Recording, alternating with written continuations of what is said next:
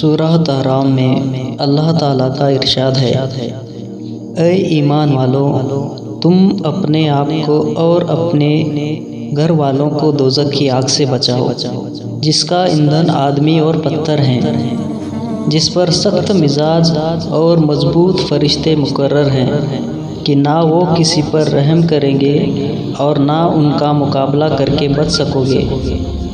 جو اللہ تعالیٰ کی ذرا بھی نافرمانی نہیں کرتے اور جو حکم انہیں دیا جاتا ہے اس پر عمل کرتے ہیں اور اس پر فوراً عمل کرتے ہیں۔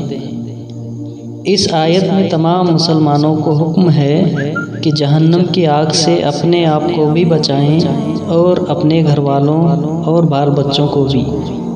پھر جہنم کی آگ کی شدت کا ذکر فرمایا اور آخر میں یہ فرمایا کہ جو اس جہنم کا حقدار ہوگا وہ کسی زور، طاقت، جتھے یا خوشامد یا رشوت کے ذریعے ان فرشتوں کی پکڑ سے نہیں بچ سکے گا جو جہنم پر مسلط ہیں، جن کا نام زبانیہ ہے۔ اہل کم میں گھر والے، بال بچے سب داخل ہیں، جن میں بیوی، اولاد، غلام، باندیاں سب داخل ہیں۔ اور بڑی بات نہیں ہے کہ نوکر چاکر بھی غلام باندیوں کے حکم میں ہوں۔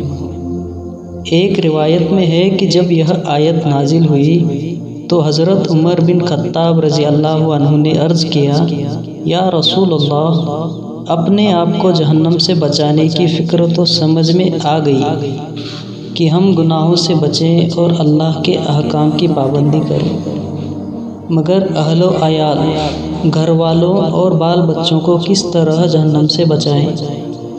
رسول اللہ صلی اللہ علیہ وسلم نے فرمایا کہ اس کا طریقہ یہ ہے کہ اللہ تعالیٰ نے تم کو جن کاموں سے منع فرمایا ہے ان کاموں سے ان سب کو منع کرو، اور جن کاموں کو کرنے کا حکم تم کو دیا ہے ان کے کرنے کا اپنے گھر والوں اور بال بچوں کو حکم کرو، تو یہ عمل ان کو جہنم کی آگ سے بچا سکے گا۔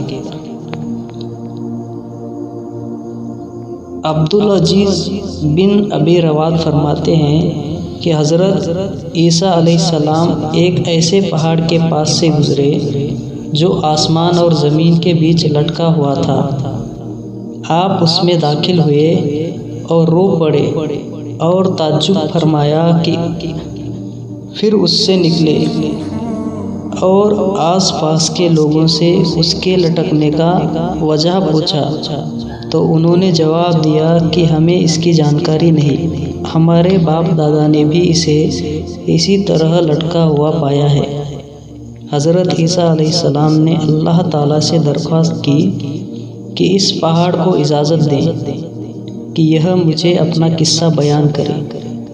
اللہ تعالیٰ نے پہاڑ کو اجازت دی تو اس نے بتلایا کہ جب اللہ تعالیٰ نے آگ کے بارے میں فرمایا کہ اس کا ایندھن آدمی اور پتھر ہوں گے تو میرے اندر بے چینی اور ڈر پیدا ہوا کہ میں بھی اس آگ کے ایندھن میں سے نہ بن جاؤں۔ بس میں نے اللہ تعالیٰ سے دعا کی کہ مجھے اپنی امان میں رکھے۔ حضرت عیسیٰ علیہ السلام نے اس کے لیے اللہ تعالیٰ سے دعا فرمائی تو اللہ تعالیٰ نے اس پہاڑ کو ضمانت دے دی، امان دے دی۔ پھر حضرت عیسیٰ علیہ السلام نے اس کو کہا کہ اب تو خوش ہے۔ اس کے بعد سے اس پہاڑ کو زمین پر رکھ دیا گیا۔ حضرت عبدالعزیز بن ابی رواد اور فرماتے ہیں کہ جب اللہ تعالیٰ نے یہ آیت حضور صلی اللہ علیہ وسلم پر نازل فرمائی اور آپ نے اسے ایک روز اپنے صحابہ کے سامنے پڑھا تو ایک نوجوان بے ہوش ہو کر گر گیا۔ نبی اکرم صلی اللہ علیہ وسلم نے اس کے دل پر ہاتھ رکھا تو وہ دھڑک رہا تھا۔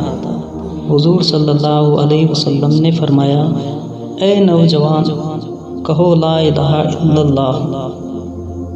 تو اس نے کلمہ پڑھا، پھر آپ نے اس کو جنت کی خوشخبری دی۔